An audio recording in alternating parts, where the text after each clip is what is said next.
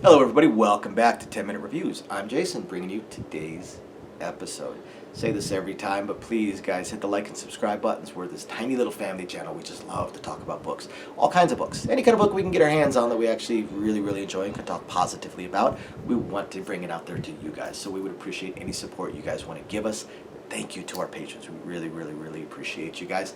And don't forget to check the links down below for links to today's book and anything else that might be applicable or that I could think of. We could use that traffic to the Amazon affiliate program that we signed up for. Otherwise, I'm going to get into today's video. Today's video is going to be a little bit different than some of our more recent ones. One, it's a new author. Two, slightly different genre than I've reviewed in a couple of months probably. Author's name is Mathew Murphy. This book was actually sent to me, well, recommended to me via email, and figured I'd give it a shot. It's called Who Shot the Mouse? Who Shot the Mouse? And guys, this is a fantastic book. This book was absolutely amazing. It's awesome mystery book. It was just absolutely incredible. So, as always, 4 categories: the world, main character, plot line, and the writing style. So, the world is 1960s. 1966, I believe, is generally right around the plot line, and it is 1960s Southern California, Disneyland. Hence, Who Shot the Mouse? This book occurs at, the main plot line occurs at Disneyland. There's actually a foreword by the author talking about some of the legal issues that were presented to him when he decided to write a fictional book set on the property of a major movie company.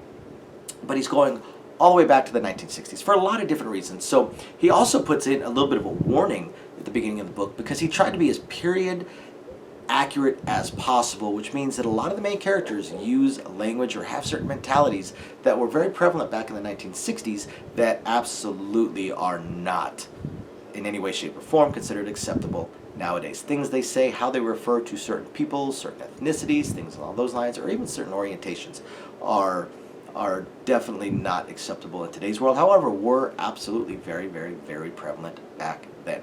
He also does write about Disney. Disney is one of the characters. Disney and his children are some of the characters within this book, and they're not always put in the most favorable light. But those of us that have read a little bit of history about it know that Walt Disney was not exactly a saint, not in the least. And as is prevalent in this book, very protective of his company and the brand.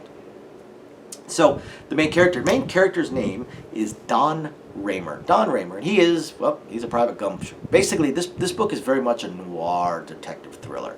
And Don Raymer, he's a private detective. Now, unlike a lot of books where the main character, the private detective, is a former cop or something along those lines, in this case, Raymer is a former head of security.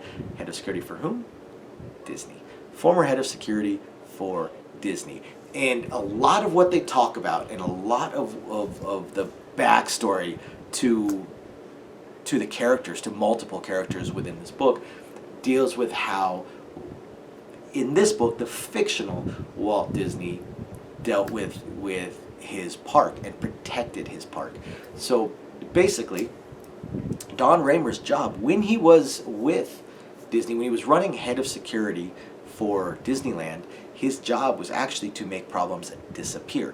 There was not supposed to be any kind of negative publicity, nothing in the papers to show up that would ever reflect poorly on Disneyland, because there's supposed to be this mystique, this naivete, this wonder, this innocence about Disneyland, regardless of how innocent it may actually be.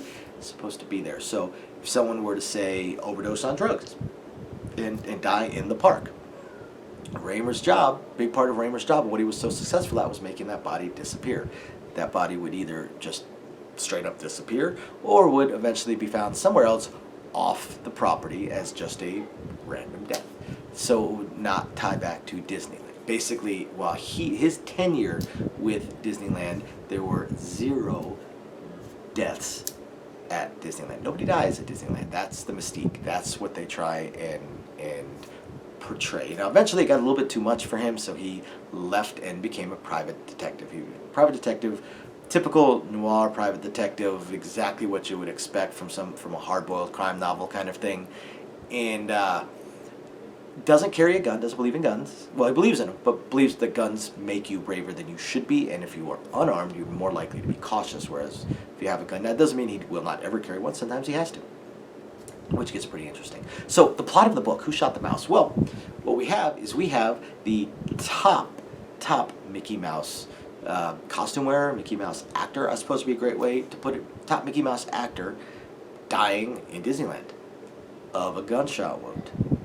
And they hire Don Raymer to try and figure it out. Try and figure out what happened, and mostly try and keep it out of the papers, because the current head of security, who is very antagonistic with Raymer, as is just about everybody else in this book, is not up for the job for a variety of reasons. And there's various relationships, because again, Raymer worked for these people for a long time. For instance, he knows this person. He knows this person who died. He knows their entire backstory, and actually considered them a friend. Considers their mother a friend. And this book starts to cross a lot of different things, because we have someone else that shows up in the middle of this with her own sob story, looking for a private detective, and turns out she's naturally connected to this case.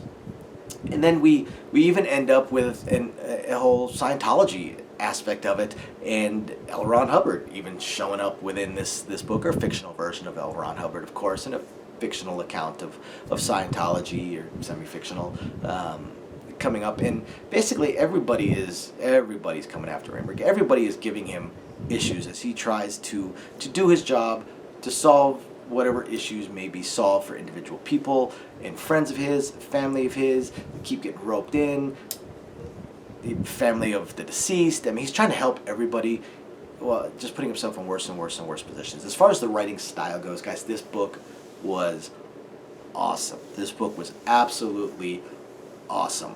As soon as I started it, I finished it in one quick go. It was just, I couldn't put it down. It was just a great book. I'm very much looking forward to what the author writes next. He did say that he's going to write a sequel as well, with Don Raymer coming back into play. So I am looking forward to that. But honestly, anything this author writes going forward, I'm probably going to check out.